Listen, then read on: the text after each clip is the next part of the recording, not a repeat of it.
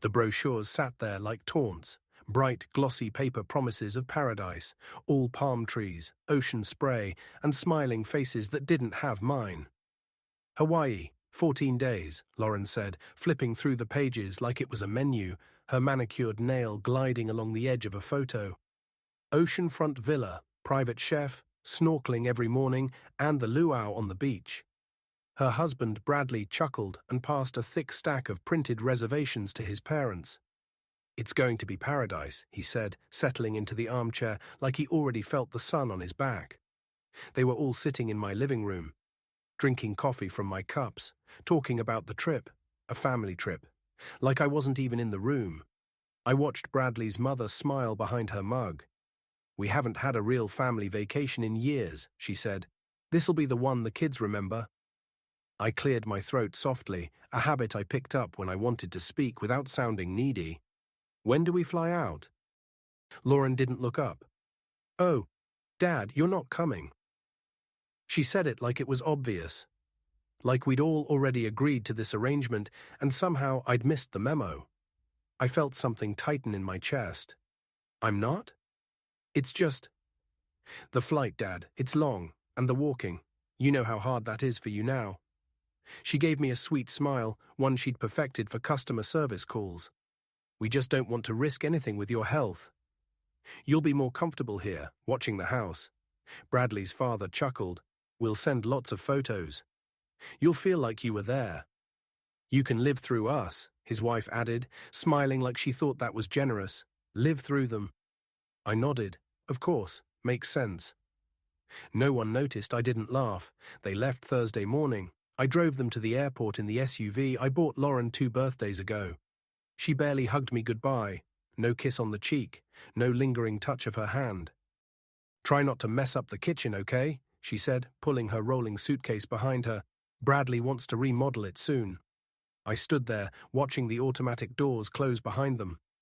I don't know how long I stayed like that, silent, upright, pretending this was fine. Back home, the house fell into the kind of silence that presses on your back. A heavy, invisible hand. Every creak in the wood floors felt louder. Every clock ticked like it was mocking me. I walked from room to room, the den where we used to watch movies together. The breakfast nook Lauren painted yellow when she was 10. I touched the banister I refinished by hand after her mother passed. Ran my fingers along the molding I carved in winter evenings, one patient inch at a time. I built this place, with sweat, patience, and a love that didn't know how to quit. And now I was its ghost, a live-in custodian with no place at the table. That afternoon, I opened the drawer in the hallway, the one where I keep things nobody ever asks about. There it was, the deed, still in my name. Lauren never asked, she just assumed. Maybe that was the worst part, not the exclusion, but the entitlement. As if I was a fixture, a painting on the wall, a chair that was always there when you needed to sit. I stared at the paper for a long time, then I picked up the phone and called Robert Jenkins, old friend, real estate broker, a man who once helped me buy this very house. "How fast can we close?" I asked. There was a pause. "Tom, what's going on?" I looked around the quiet house and felt the crack inside me shift, not break, just move, like it had made room for something new. "I'm moving on," I said, "and I'm taking the house with me." The day before they left, I offered to make dinner. Just something simple, roast chicken, the kind I used to make when Lauren was little, when the smell alone brought her running into the kitchen, arms outstretched, voice high and sweet. "Is it ready yet, Daddy?" I thought maybe I could make that version of her flicker to life again, just for a moment. I rubbed thyme and garlic into the skin, tucked lemon slices under the breast, and even peeled potatoes, something my back doesn't thank me for anymore. But I wanted the meal to feel like home, not a favor, not a burden. Bradley walked in halfway through, sniffed the air. "Smells good," he said, "but we were actually going to order Thai tonight. Lauren's craving pad CU. I paused, spoon in hand, hovering over the pot of green beans. "Oh, I didn't know." "She just texted me a few minutes ago," he said, already tapping at his phone again. "Didn't want to bother you." Didn't want to bother me. Lauren appeared a few minutes later, still in her work clothes, her heels echoing on the tile. "Oh, Dad, I forgot to tell you, Bradley's mom doesn't eat meat anymore. Something about inflammation. I meant to say it earlier." I looked at the chicken. The skin was crisping just right, the juices bubbling. "I can fix something else." She waved a hand, already moving past me. "Don't fuss, we'll just order in. Thai's easy." I stood there, surrounded by the smells of a meal no one would eat. I spooned the green beans into a bowl, turned off the oven, and said nothing. Dinner arrived in 2 brown paper bags with plastic containers stacked like puzzle pieces. Lauren opened the drawers looking for chopsticks. Bradley flipped through the TV channels. They didn't notice I didn't eat. I sat at the table anyway, the roasted chicken cooling in its pan like a secret. No one asked why it sat untouched. Later that night, I found the leftovers shoved into the back of the fridge. A takeout box balanced on top of the covered platter I'd meant to serve from. I stood in the kitchen with the fridge door open, the cold light casting long shadows on the floor. I thought about all the meals I'd made in that kitchen, the birthday breakfasts, the late-night soup when someone had a fever, the pies Lauren used to help me with before her hands got too interested in nail polish and cell phones. Now it was just a space to store takeout. A place I maintained like a janitor. Clean countertops, wiped handles, stacked dishes. No thanks. That night, as I loaded the dishwasher, I overheard Bradley's mother in the next room, her voice a little too loud. "I don't know why he still lives here," she said. "At his age, doesn't it feel like clinging?" Lauren didn't respond right away. Then softly, like she didn't want me to hear, "He's set in his ways. He needs the routine. It's better than a home." I froze, hands in soapy water. A home. They spoke of it like a mercy. Like they'd granted me access to something I had built, paid for, and bled into. That was the first time it really hit me. I wasn't part of their life. I was part of their setup. Later, I sat alone in the den, the sound of laughter drifting from upstairs where they were packing. I heard zippers, the rustle of clothes, the muffled thump of a suitcase tipping over. I reached for the old remote, flipped through channels without watching. My reflection stared back at me from the blank screen, faint grey around the edges. I thought of Lauren's laugh as a child. I used to be the reason for it. Now it belonged to someone else, a husband, a vacation, a version of life I was no longer invited into. I turned the volume down and sat in the quiet. I didn't say anything the next morning when I drove them to the airport. Didn't mention the dinner. Didn't bring up the way they talked about me when they thought I couldn't hear. I just lifted their bags into the trunk, one by one, even though my shoulder protested with every movement. Bradley got in the front seat without offering to drive. Lauren was on a call, laughing about island massages and pineapple cocktails. At the curb, she kissed the air beside my cheek. "Don't forget to water the gardenias," she said, "and if the mail piles up, just toss the junk." They walked off, her hand tucked into Bradley's elbow like they were already halfway to paradise. I watched them until the automatic doors closed behind them. Then I got back in the car and drove home. The house felt different that day, not empty, occupied, but not with people, with reminders of what I used to be and what I'd somehow become. The days after they left stretched long and pale. I woke up early, like I always do. Not because of an alarm, just habit. Age has a way of making you a morning person, whether you want to be or not. The house was quiet, but not in the peaceful way. It was that thick quiet, the kind you feel pressing into your ears, your chest. The kind that makes you whisper even when there's no one to wake. I made coffee, poured it into the same blue ceramic mug I've used since Lauren was a teenager. The one with the chip on the rim that somehow always finds your lip if you're not paying attention. I buttered toast, sliced an apple, no radio, no television, just the scrape of the knife on the cutting board and the low hum of the refrigerator. I used to hum while I cooked, little jazz tunes, old hymns. Now I don't make a sound. There was no one to hear it anyway. I walked through the living room, straightening the throw pillows Lauren's kids always knocked off the couch. Their juice stains were still faint on the fabric. I ran my hand along the top of the armchair Bradley's father always claimed when they visited, feet up, remote in hand, never a word of thanks. The photo frames on the mantel looked dusty. I picked one up, Lauren at 16, braces and sunburn, smiling like she hadn't yet learned to hide behind courtesy. Next to her, me. Younger, rounder, a little less grey. We stood by the mailbox the day it was installed. Ours, the caption read in Lauren's teenage handwriting. She used to write little notes like that on everything, her mirror, her notebooks, even my toolbox. Ours. I set it down. The house didn't feel like ours anymore. It felt borrowed. Like I was the one who had been invited to stay, with conditions. That afternoon, I swept the porch, refilled the bird feeder, trimmed the hydrangeas back like I'd promised myself I would. The sun was high but thin. I could hear kids laughing a few houses down. A dog barked. Someone started a lawnmower. Life continued, just not here. I made a sandwich for lunch, ham and mustard. I didn't really want it, but routines are anchors, even when they're small. I sat at the kitchen table, the one I built by hand 30 years ago, and ate while staring at the tile floor. Lauren always said we should tear it out. It's so dated, she said last year. Bradley wants to do something modern. I looked at it now. The lines were crooked. I remember the day I laid them, trying to keep steady while holding Lauren's little body on one hip. She wanted to help, dropped a tile that cracked down the middle and cried like she'd broken the world. I told her it was fine. We kept it. It's still there, right by the sink. That evening, I opened the pantry to find something for dinner. I stood there for a long time, staring at boxes, cans, jars. None of it looked like a meal, just ingredients for someone else's life. In the end, I boiled some rice and ate it plain. I didn't set the table, didn't use the cloth napkins Lauren bought from that fancy catalogue. Just a paper towel, folded once. No one called that night, not Lauren, not the grandkids. Not a single check-in or, "Hey, how's the house?" text.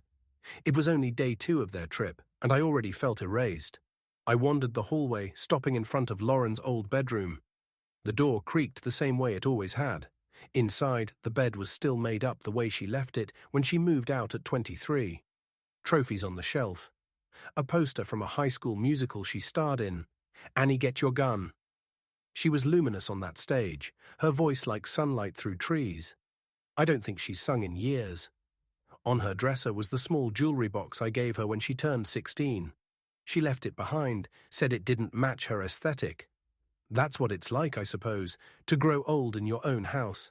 Your memories get repackaged as clutter. Your touches become flaws. The home you built becomes a showroom for someone else's taste. The next morning, I dusted the living room. Every surface. I even vacuumed behind the couch. Found a toy car, a button, and an old receipt from Bradley's tailor. None of it mine. The television stayed off. I tried to read, but the words floated. I walked the same hallway 3 times and forgot why. By the 3rd day, I stopped making full meals. A banana in the morning, crackers at night. I didn't bother putting the kettle on. On day 4, I cleaned the grout in the bathroom with a toothbrush. Not because it needed it, because I needed to do something that left a mark. That evening I took a walk down by the lake. It used to be our favorite spot, my wife and I. Before the cancer, before the house became too big for one voice. I sat on a bench and watched the water fold itself over and over. And that's when it truly settled in. I hadn't been left behind, I'd already been left. Long ago. One missed conversation at a time, one "we'll call you later" that never came. One joke I wasn't invited to laugh at. I used to be a father, a husband, a builder of futures. Now I was just a name on the utility bills, a light left on so the house didn't look empty. And yet, somewhere under all that dust of forgetting, I knew something still flickered. Not bitterness, but clarity. I didn't vanish, they just stopped seeing me. But I was still here. And soon they'd remember exactly who I was. It was spring, maybe 20 years ago, maybe more. The kind of spring that still smelled like promise, like rain on fresh lumber and lilacs near the fence. Lauren was 17. She'd just been accepted to her first-choice college, and the whole house buzzed with it. Every room held some evidence of her excitement. Brochures on the coffee table, to-do lists pinned to the fridge, her voice humming in the shower. Back then, she still hummed when she was happy. We had a small celebration on the back porch, just the three of us. My wife, before the sickness, made lasagna from scratch. The good kind, bechamel, not ricotta, just like Lauren liked it. I strung twinkle lights along the railing, and we used the old wooden table I built with my own hands the summer Lauren turned 6. I remember how she came out with bare feet, wearing my flannel jacket even though the air was warm. She always did that, stole my clothes when she was feeling tender. "You look like a college girl already," I said, handing her a lemonade in a glass with a lemon wedge on the rim. I'd tried to be fancy. "I feel like one," she said, smiling wide. "Thank you, Dad, for everything." "I mean it." I brushed it off. "You did the hard work, sweetheart. I just kept the lights on." But the truth was, I had done more than that. I'd spent sleepless nights checking her essays for grammar, taught her algebra with scratch paper and nickels, paid for every test, every form, every envelope. And that night she knew it. She sat beside me after dinner, her head on my shoulder, the weight of it still familiar, even after all these years. My wife was inside doing dishes, and we watched the fireflies begin to flicker in the hedges. "You know I'll still call every day, right?" Lauren said, "even when I'm at school." I smiled but said nothing. "And I want to come home for holidays. Don't worry, you're not getting rid of me." I chuckled. Wouldn't dream of it. That was the last season the house felt truly full. That summer she still asked me questions about wiring, taxes, life. Still wanted my opinion. Even the following winter, when she brought Bradley around for the first time, she asked me to be on my best behavior, but in a loving way. She said it while cutting carrots at the sink. "He's nervous to meet you," she'd whispered. "You're my standard." That stuck with me, my standard. I stood taller that evening, shaved, wore my nice flannel, called Bradley son, even though he hadn't earned it yet. The engagement came quickly after that, a whirlwind of cake tastings, appointments, guest lists. Lauren leaned on me more than I expected. We sat up late many nights sorting finances, discussing vendors. She always sat on the floor with her laptop, feet tucked under her, asking things like, "Dad, would this flower arrangement make Mom smile?" Even after she passed, Lauren came home for a while, a month, maybe 6 weeks. She slept in her childhood bed and let me make her eggs the way her mother used to. Runny yolks, toast cut diagonally. We watched old movies in our pajamas and cried without needing words. She hugged me more often then. Called me daddy again. That was the last time I felt truly needed. Not tolerated, not managed, not watched over like an aging appliance. Needed. The flash of it now, all these years later, hits like a soft gut punch. There was a time she loved me openly, fiercely, the kind of love that spills, that doesn't measure itself. Now she reminds me to water her plants and jokes about remodeling the kitchen I bled over. Back then, I was the roof above her. Now I'm the leaky pipe beneath the floor. And yet, those moments remain, fixed like stars, untouchable and bright. The day we poured the foundation for this house, she was 9. She wore overalls and stomped in the dirt. I let her scribble her initials into the wet concrete near the crawl space. "Won't that mess it up?" she asked, cautious even then. I ruffled her hair. "Nope, it'll remind us we were here." We were here. That's what I keep thinking about as I sit in this too-quiet house, surrounded by fixtures I installed, wood I sanded, walls I painted. We were here. But somewhere along the line, the we turned into they. They vacation, they plan, they decide. I stay, I fix. I water the plants, I lock the doors. Sometimes I wonder what would happen if I simply disappeared. If I packed a bag and left no note. Would they notice? Would they panic? Or would the mail just pile up and Bradley complain the thermostat was set too low? They think I'm settled, that this house is my last stop. But the truth is, I'm not settled. I'm simmering. Because once upon a time, I was the man they leaned on. Now I'm the man they lean around. But I haven't forgotten who I am, and soon. They won't either. On the 5th day of their trip, the mail came late. I heard the mailbox creak open around noon, the sound echoing through the stillness like a whisper of company. I shuffled down the walkway, slippers crunching against gravel, and reached into the box with a flicker of anticipation I didn't want to admit to.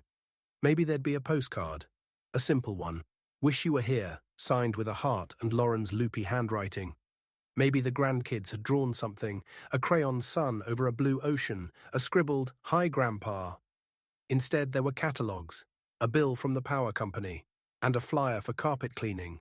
No Hawaii sand, no distant laughter folded into an envelope. I brought it inside and set it on the counter without opening any of it. I made tea, even though I didn't want it. Earl Grey, the way my wife used to make it, 1 sugar, no milk.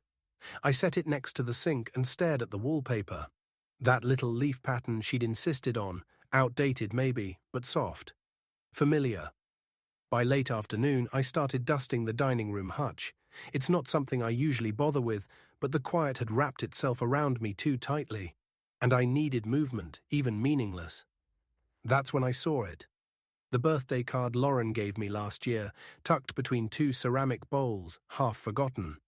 It was plain, just navy with silver script. "To a wonderful father," it said.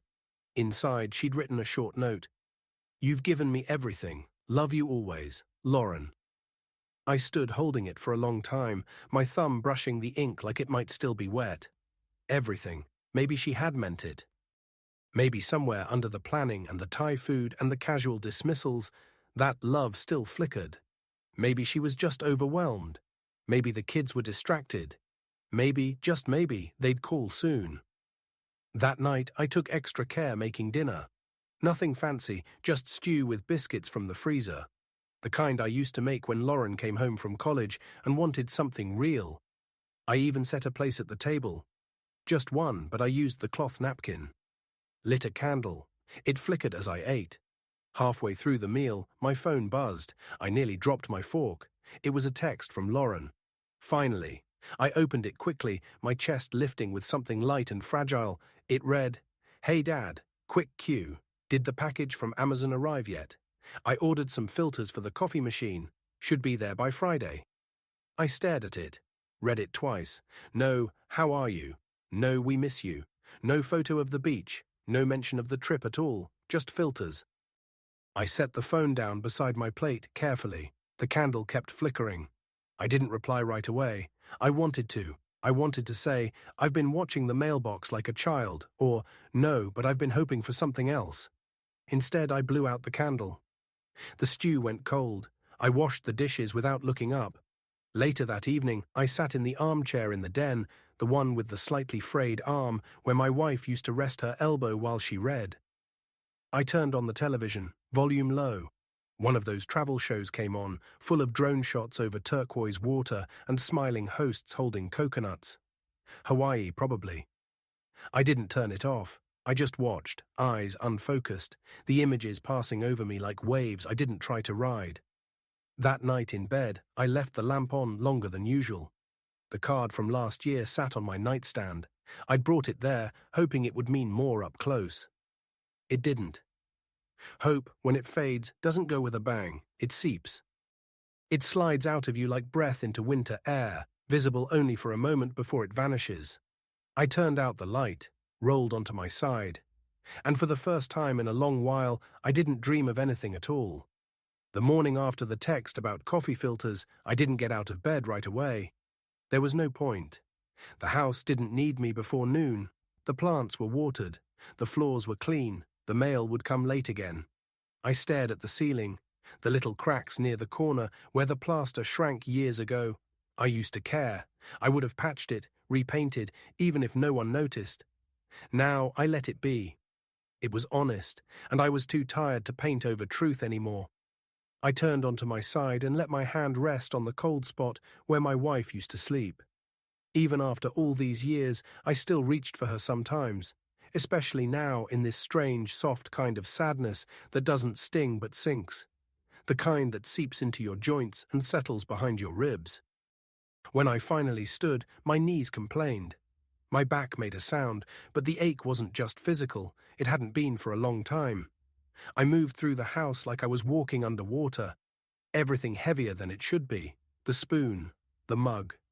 My own name when I said it aloud in the bathroom mirror. Tom, it used to mean something. Husband, father, builder, provider. Now it felt like a signature on a check no one was going to cash. The kitchen clock ticked too loud.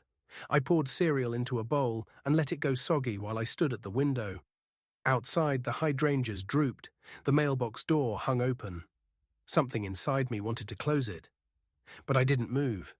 It hit me slowly, not in one blow, but in layers, like snow building on a roof until the beam gives. I was tired.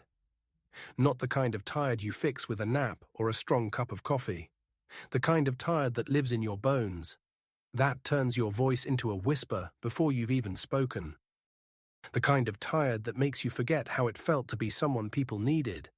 I was tired of pretending I was okay with being left behind, of making space in my own house for people who only saw me when it was convenient. Tired of being spoken to with politeness instead of love. Tired of the words, "It's just better this way." Better for who? I stood by the sink, staring at the dishes stacked neatly beside it. No one made them dirty but me. No one else drank from these mugs. No one asked what I wanted for lunch. No one asked anything anymore.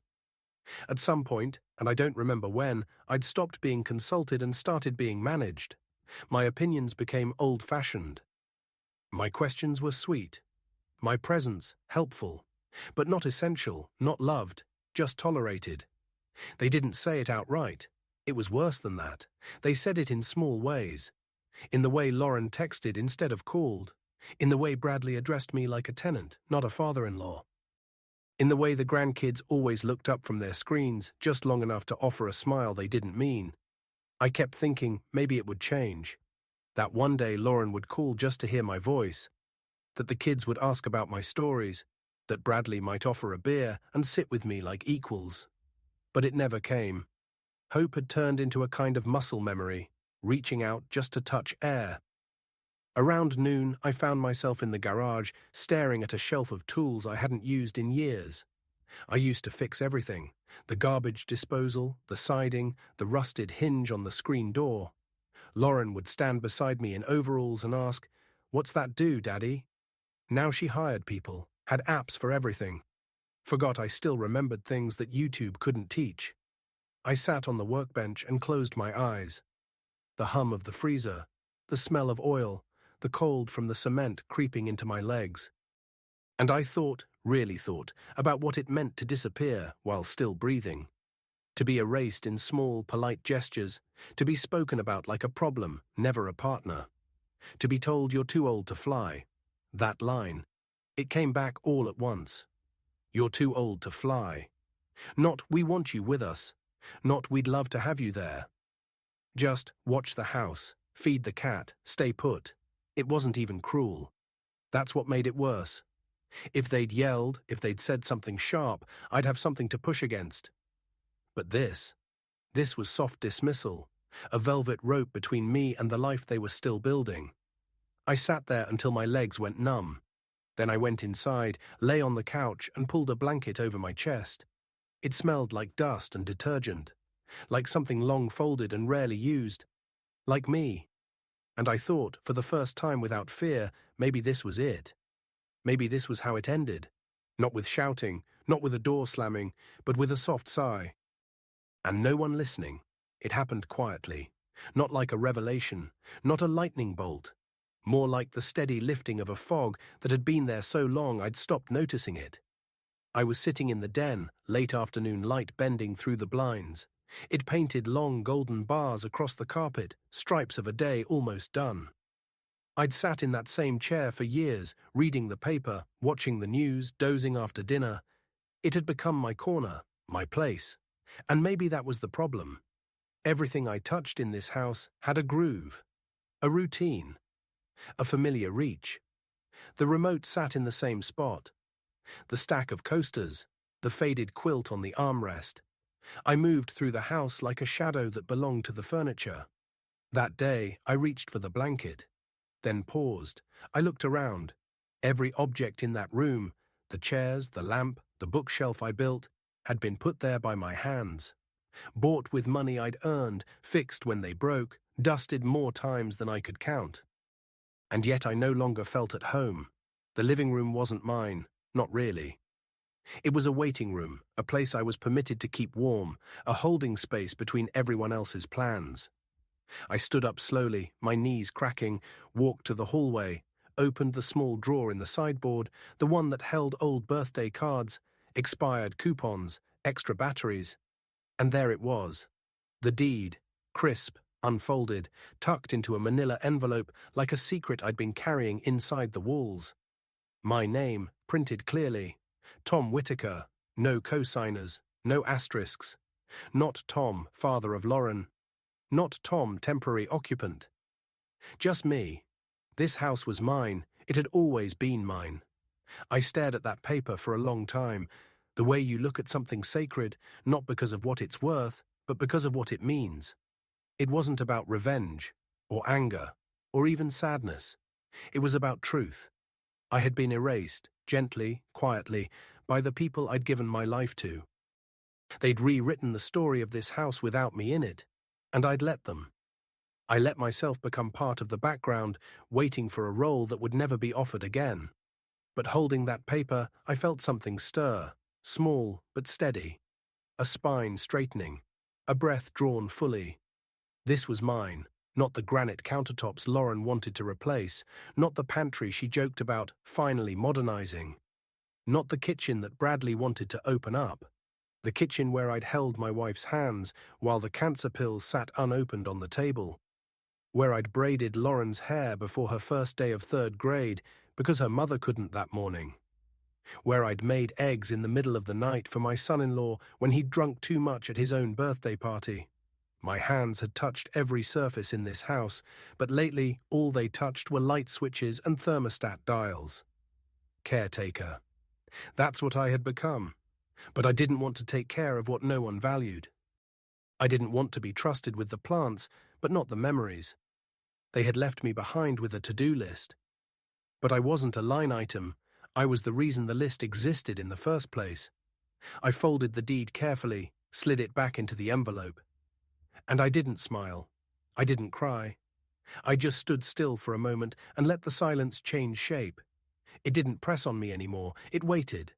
Because something in me had shifted. I wasn't ready to act. Not yet. But I knew something had to change, and next time the door closed behind them, it wouldn't be me they were leaving. It would be the life they thought they could take for granted. The next morning, I woke up before the sun. Not out of habit. Not because my back ached or the house groaned, but because I was ready. Not for confrontation, not for speeches or shouting or slammed doors. Just ready. I made coffee the way I liked it, dark, no sugar, no fuss. Sat at the table with the curtains open and watched the light stretch slowly across the sky like a promise. Then I picked up the phone, not to call Lauren. I called Robert Jenkins. "Tom?" he answered groggily. "Everything all right?" I looked around the kitchen, the scuffed linoleum, the slightly crooked cabinet door, the little dent in the fridge where Lauren once kicked it in a teenage tantrum. "Everything's just fine," I said, "but I've got a question for you. How fast could we list a property?" He didn't answer for a second. "Yours?" "Mine," I said, with more calm than I expected. There was a pause. "Are you sure?" "No," I said. "But I'm certain." He chuckled softly. "That's a good line, Tom. It's been a long time since I made a decision that was just mine. I'll swing by this afternoon," he said. We hung up. I rinsed my cup and placed it in the sink. Not like a servant, not like a caretaker, but like a man who was finishing something. That afternoon, Robert walked through the house with a legal pad and a respectful silence. He didn't ask why, didn't press. Just took notes, nodded and said, "It's in great shape, Tom. This place'll go fast." I nodded back. "I know." He looked at me carefully. "You all right with that?" I smiled, not big, not performative, just a quiet yes behind the eyes. "I built this place," I said. "It's done what it needed to do. Now it's time for it to do something else." He patted my shoulder. "I'll call you once we have interest." I spent the next 2 days packing, not the way you do when you're rushed or angry, but with care, with reverence. Every item I touched had a story, and I decided for once I would be the one who chose what to carry forward and what to leave. I boxed up the old photographs, the hammer I used to build the deck, the books that still smelled like quiet evenings and hot tea, I labelled everything clearly. The rest, the furniture, the heirlooms too heavy to drag any further, the things Lauren always said she'd take off my hands one day, I sent to storage, not for them, for me. For the time when I might want to visit those memories but not be weighed down by them. On the morning I left, I stood in the doorway one last time. The house was empty, but not hollow. It felt clean, finished. I left a single note on the kitchen counter, nothing bitter, nothing long. Just this. This house belonged to me. You asked me to stay and take care of it. So I did, until it no longer made sense. I hope Hawaii was worth it. I taped it to the front door, then I locked it behind me. The sun was warm on my shoulders as I walked to the car, not the SUV I gave Lauren, but the modest sedan I kept in the garage, the one no one ever asked about. I drove out of the neighborhood slow, steady, didn't look back. I didn't need to. I wasn't leaving something behind. I was stepping toward something. By noon, I'd signed the final paperwork on a small cabin near a lake 3 towns over. Nothing grand, just quiet, just mine. The realtor smiled when she handed me the keys. "Your name's already on the mailbox," she said.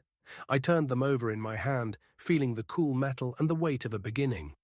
That night, I unpacked a single box, set up a chair by the window, hung one photograph, my wife holding baby Lauren in a blanket I'd knitted in nervous anticipation of becoming a father. I sat with a cup of tea, listening to the crickets outside, and I didn't feel triumphant. I felt real, not restored, not redeemed, just real. And that, after so long, was enough. The cabin was smaller than what I was used to, 2 rooms and a screened porch, but it didn't feel small. It felt precise. Every corner had a purpose. Every item I unpacked had been chosen, not kept by default. There was no clutter, no things waiting for other people's approval. Just mine. On the second morning, the phone rang. I let it. 17 calls from Lauren had come in the day before, 5 more from Bradley's number. I watched them light up the screen, then fade. I hadn't changed my number. I just stopped answering it. It wasn't punishment. It was peace. When they finally reached me, it was voicemail. Lauren's voice, breathless and rising like panic, had finally caught up with her. Dad, what did you do? Where are you? The house. The house is gone. We pulled up and there's a sold sign. All the furniture. Your things, everything's gone." She paused, then her voice cracked. "You sold it, without telling us?" Another pause. "Why?" I didn't respond. Some goodbyes don't require replies. That evening, I took the note I'd left taped to the front door, a copy I'd scribbled for myself, the same words written in my hand, and folded it into thirds. I slid it into the front pocket of a notebook I kept by the window. The notebook was blank, clean, its pages smooth and waiting. I didn't know what I'd write yet, but I knew whatever came next would begin here. Later, I took one last box from the trunk of my car, a small one, labelled Hawaii. Inside were the brochures, the ones Lauren left behind, scattered across my coffee table like glossy invitations to a life I wasn't welcome in. I sat on the porch as the sun dipped behind the trees, flipping through each one. Bright beaches, pineapples, couples laughing in matching shirts, luau's, fire dancers, family photos taken under golden light. All the things they said I was too old for, too tired for. Too much of a risk to join. I read every page, and then, one by one, I fed them into the small fire pit just beyond the porch. Not in anger, but as a farewell. The paper curled quickly, the flames licking away the blue skies and white sands until all that remained were embers, glowing, warm, honest. I watched until the last brochure was gone. Then I leaned back in my chair and let the quiet settle around me. It didn't feel empty, it felt earned. Inside the cabin, the only sound was the slow tick of the wall clock. No notifications. No murmurs from the upstairs bedroom, no quiet laughter meant for others, just me. Whole, present, unobserved and unneeded, and still somehow more myself than I'd been in years. That night I made a simple meal, set one place, ate without a TV on, no distractions, just the taste of food made for no one's approval but mine.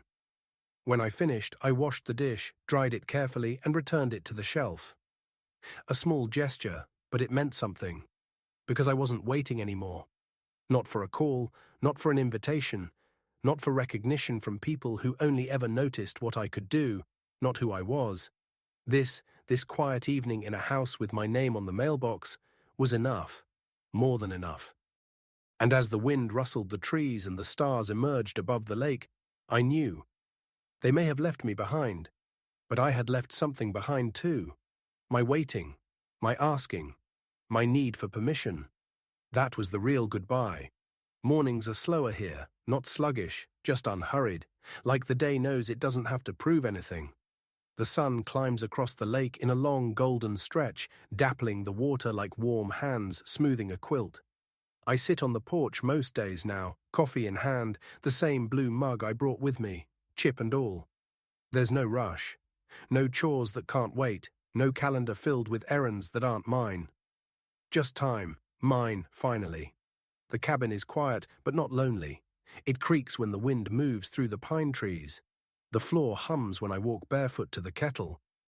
There's a rhythm to this place, one I didn't realize I missed until the first night I fell asleep here without needing to brace for anything. No late phone calls, no house guest noise, no responsibility that wasn't chosen.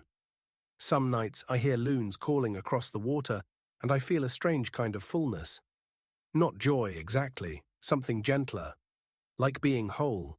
Lauren hasn't called since that last message. Not once. She hasn't come looking, though I imagine she could. Maybe she's angry. Maybe she's hurt. Maybe she's realized something about how far we drifted, or maybe she hasn't. But that's not for me to carry anymore. For years I clung to the idea that family meant sacrifice without boundary. That fatherhood was a promise to stay needed, even when it hurt. I kept showing up, even when I wasn't seen. I watered the plants, swept the porch, repaired the screens. I waited for love to circle back. But love that demands silence isn't love. It's dependency. And love that forgets your name isn't love. It's convenience. Out here, no one forgets my name, because everything around me carries it. The mailbox says T. Whitaker.